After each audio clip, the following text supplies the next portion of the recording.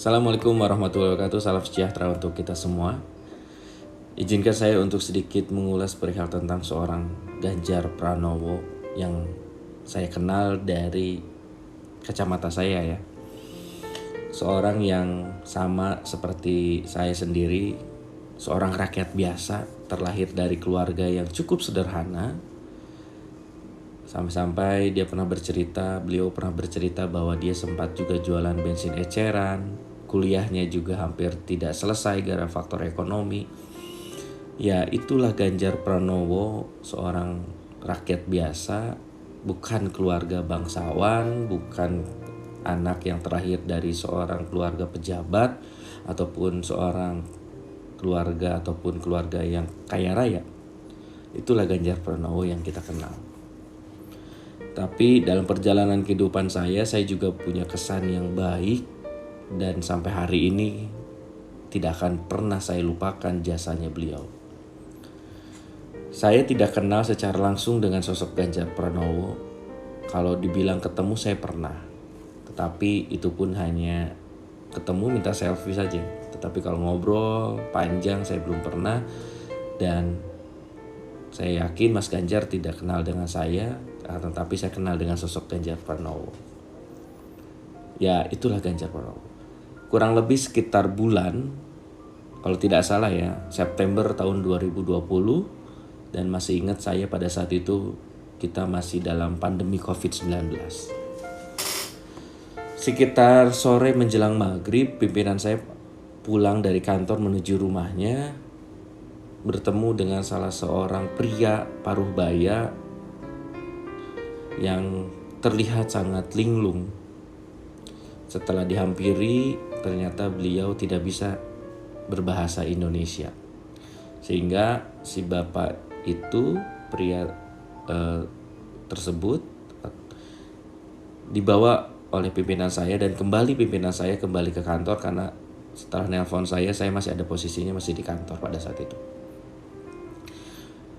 Kembalilah pimpinan saya dan sedikit menitipkan bagaimana bapak ini harus diurus. Dan pada sore itu saya mencoba untuk berkomunikasi, tetapi agak susah, agak sulit karena keterbatasan bahasa. Bapaknya tidak bisa bahasa Indonesia, saya pun tidak, bahasa Jawa saya juga tidak mahir, jadi agak sulit. Tetapi mungkin setelah saya dengan menggunakan berbagai bahasa, akhirnya kita sedikit bisa berkomunikasi. Beliau bisa makan, beliau bisa ganti baju, dan beliau bisa mandi dan bersih-bersih lah intinya. Di saat dia udah santai, coba saya mencari gali informasi, tetapi ada kesulitan karena dia tidak membawa KTP ataupun SIM. Setelah saya cari dan sebagainya, dan beliau pun posisinya sangat lelah karena kesasar itu ya. Kirain saya dekat rumahnya walaupun mungkin orang Jawa dan sebagainya. Setelah saya cari informasi, ternyata ada terselip salah satu-satunya kartu, dan kartunya itu tertera jaminan kesehatan. Saya baca dan alamatnya itu di Banyumas. Saya mencari dengan teman-teman, cari informasi bagaimana caranya untuk bisa kembali mbah ini ke tengah-tengah keluarganya. Tidak membawa handphone, tidak ada tertera nomor handphone keluarganya. Dia murni benar-benar tersasar ke tempat kami, sangat jauh dari Banyumas. Tepatnya saya di salah satu Kabupaten Bandung Barat, Provinsi Jawa Barat. Jaraknya ratusan kilometer dari tempat saya. Setelah saya mencari informasi ke sana kemari, dan akhirnya dapatlah saya mencoba memberanikan diri untuk mengirimkan DM ke media sosialnya Gubernur Jawa Tengah, yang pada saat itu adalah Ganjar Pranowo. Tidak langsung dibalas. Saya mengerti kesibukan Mas Ganjar, apalagi pada saat itu masih COVID-19. Mas Ganjar sangat concern memikirkan masyarakat Jawa Tengah bagaimana menghadapi COVID-19. Beberapa jam berikutnya ada notifikasi di handphone saya, dan itu balasan dari Ganjar Pranowo, Gubernur Jawa Tengah. Dia meminta nomor handphone saya untuk bisa langsung berkomunikasi setelah saya menyampaikan, Pak, izin ada warga Jawa Tengah, tepatnya Kabupaten Banyumas, yang tersasar di daerah saya.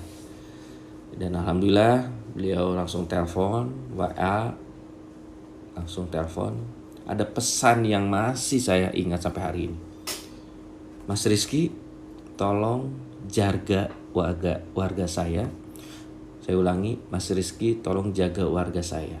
Saya titipkan dulu, nanti saya akan koordinasi dengan pemerintah, dengan staf-stafnya beliau, mungkin dengan staf di Provinsi Jawa Tengah ataupun langsung di kabupatennya.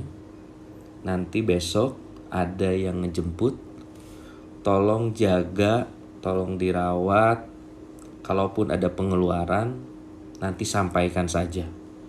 Nanti saya sendiri yang ganti. Begitu perhatiannya seorang sosok Ganjar Pranowo pada saat itu. Nanti ada yang hubungi Mas Rizky ya setelah ini. Itu komunikasi saya dengan seorang Ganjar Pranowo yang memerhatikan warganya. Dan secara singkat esokan harinya dari beberapa jam dari ditemukan, kalau kurang lebih sekitar 1 hari saya mengurus, dan lusanya beliau, Mbah ini dijemput oleh pemerintah. Saya tidak detail waktu itu, saya lupa, entah pemerintah provinsi atau pemerintah kabupaten yang menjemput si Mbah ini bersama keluarganya. Dan saya sangat melihat sekali mobil yang dipakai untuk menjemput, platnya itu adalah plat merah. Kalau teman-teman pengen lihat fotonya, itu saya posting juga di Instagram saya, ada di feed. Kalau memang bisa nanti saya akan tampilkan di sini. Itu adalah kesan yang manis bagi saya, seorang warga Jawa Barat yang bisa berkomunikasi dengan seorang Gubernur Jawa Tengah dan memberikan kesan yang baik bagi saya. Mas Ganjar, terima kasih pada saat itu sudah membantu si Mbah hingga akhirnya beliau bisa pulang ke tengah-tengah keluarganya. Semoga si Mbahnya tidak tersasar lagi, karena kalau dilihat memang sudah agak pikun. Mas Ganjar, matur nuhun sudah membantu saya, dan akhirnya si Mbahnya bisa pulang lagi. Apapun yang terjadi di Pilpres nanti, semoga Mas Ganjar yang terpilih tetaplah menjadi Ganjar Pranowo yang saya kenal, seorang yang perhatian terhadap masyarakatnya, terhadap warganya, dan selalu mengedepankan kepentingan masyarakat. Saya selalu berdoa jalan langkah Pak Ganjar dan Pak Mahfud selalu dalam kemudahan, dan apa yang cita-citakan oleh Mas Ganjar dan Pak Mahfud terkabul oleh Allah Subhanahu wa Ta'ala. Tetap semangat Mas Ganjar. Saya secara pribadi terus mendoa dan mendukung dan berjuang untuk kemenangan Mas Ganjar dan Prof Mahfud. Tetap semangat.